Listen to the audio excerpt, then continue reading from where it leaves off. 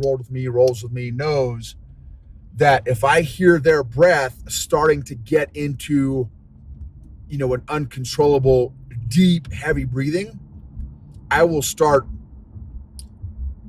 just telling, hey, breathing, slow your breathing down, slow it down.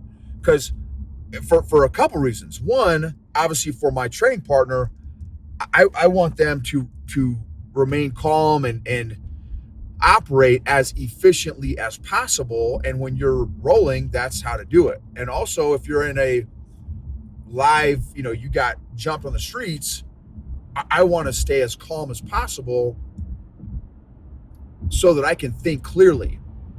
Because again, once you start freaking out, all that clarity, all that clean thinking, crisp thinking goes out the window, and you almost, kind of black out.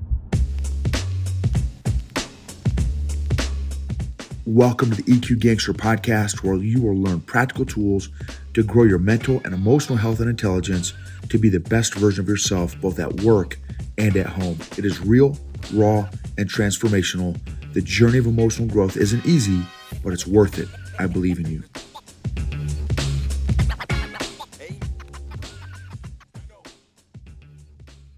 EQ Gangsters, post jiu-jitsu mat life lesson story here.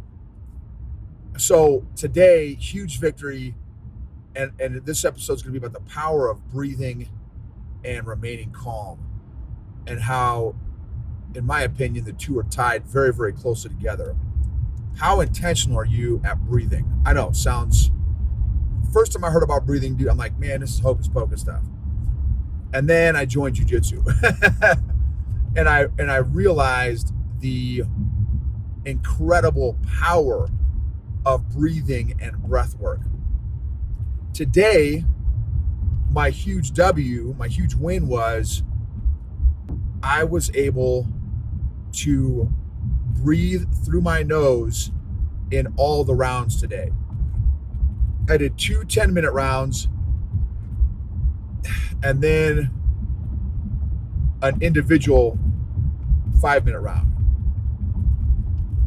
So, and I only took in the last round, I only did one deep breath, and then I closed my mouth again and went to breathing through my nose. And man, the power, it was almost like, I stay calm pretty much 99% of 99% of the rolls, and probably 99.9% of 99.9% of the rolls. I am completely in control. There are some times, as I've shared on the podcast and YouTube, that I, for a second, 2 seconds, 3 seconds max, I get spun up and I need to calm myself back down. And so today, and I've been working on, my breathing for a long time, but I just took it to another level for me. And I noticed a tremendous difference in my cognitive ability in problem solving and solution seeking in the role.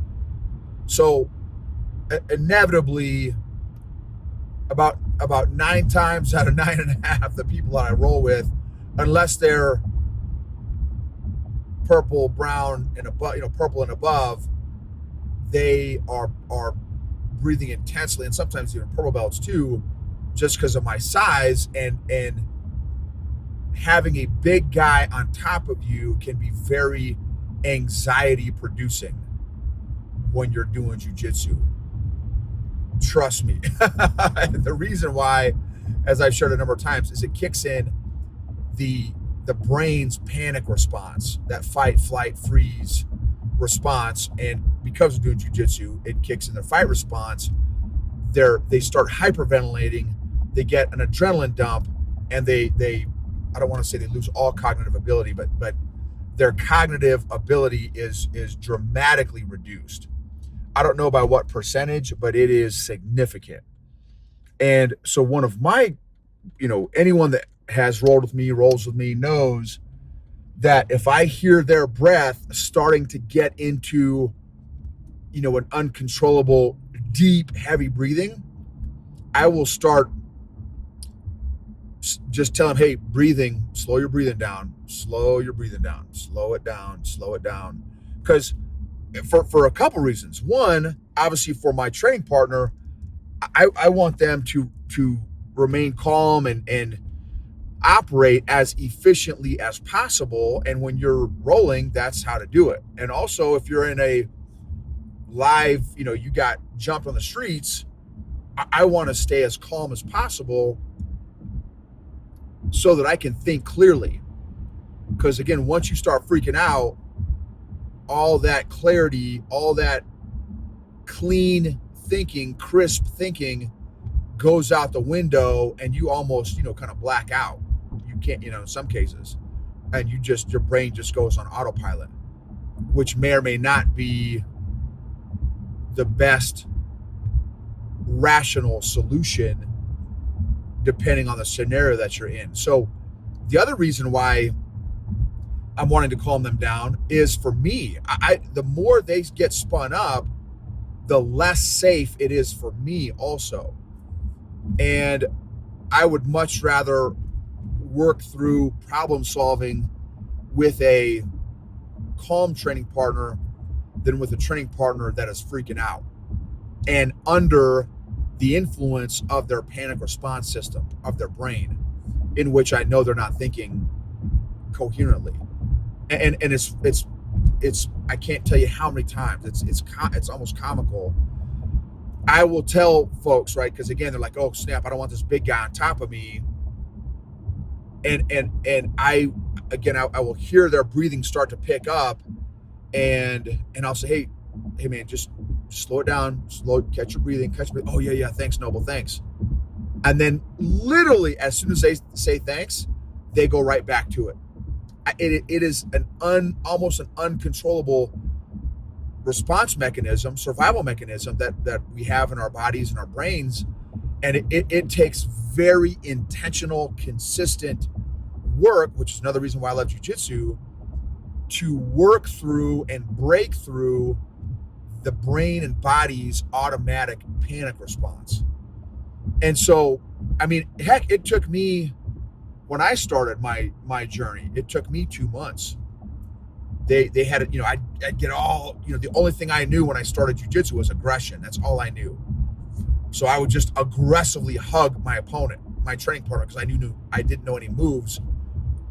And when I'd roll with the upper belts, like, bro, just relax, take a breath.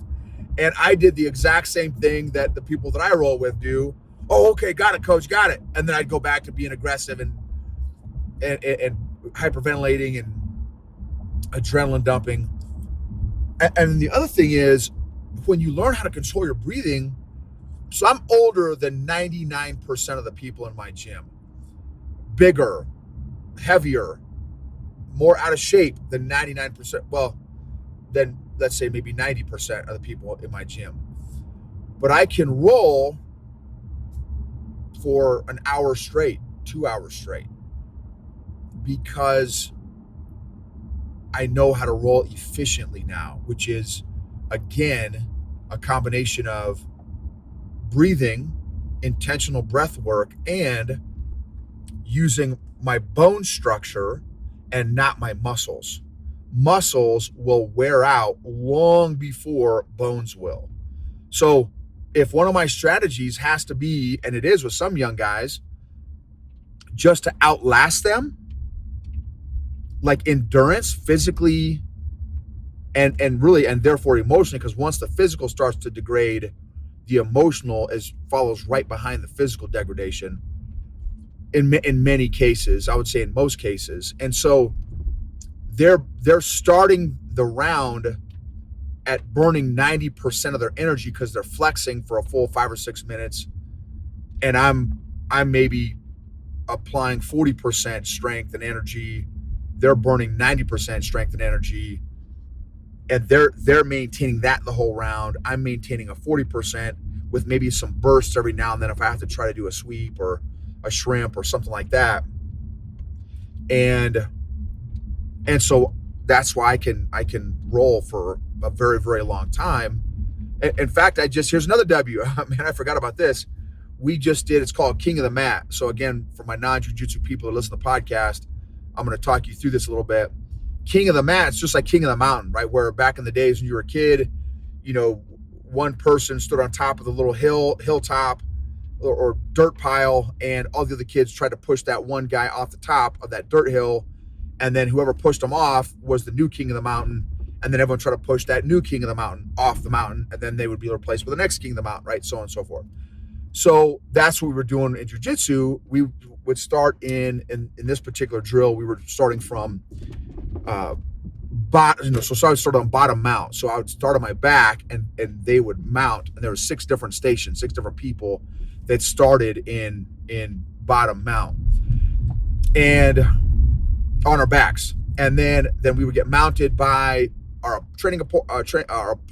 opponent training partner, and then boom, they had to submit the folks on the bottom, and then the folks on the bottom had to sweep or submit the people on the top, and then the next person would come in, and you tried to be king of the mountain, right? King of the mat, try to stay in as long as possible. And so me, again, oldest guy, biggest guy, heaviest guy, I was able to go through, and there was probably 15 or 20, folks that were participating in this drill, all different belt levels from black to white. And I survived the whole king of the mountain, the whole king of the mat, 30 minutes straight with new training partner, fresh training partner, fresh training partner, fresh training partner every single time. And for me, man, that was a huge victory, huge W, going through that experience. And again, in large part due to my breath work and energy management while I'm rolling. So again, huge life principle. If you feel yourself in a position where you are, getting some anxiety, getting some stress in a tense situation, my encouragement would be to just catch yourself, catch your breath, pay attention to your breathing, and even do, so there's a couple different breathing exercises. Now there's pros that do this stuff, right? So like literally professional breathing people, and I'm obviously not that guy, but in jiu-jitsu, I mean, breathing is absolutely part of my game.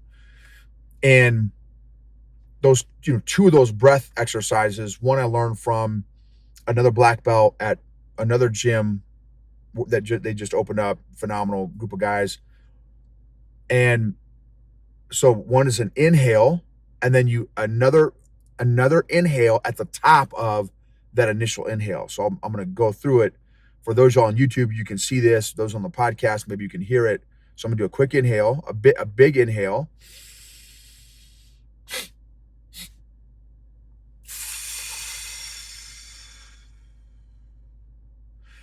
So that little extra inhale at the top of your already big inhale helps to fill the rest of your lung sac.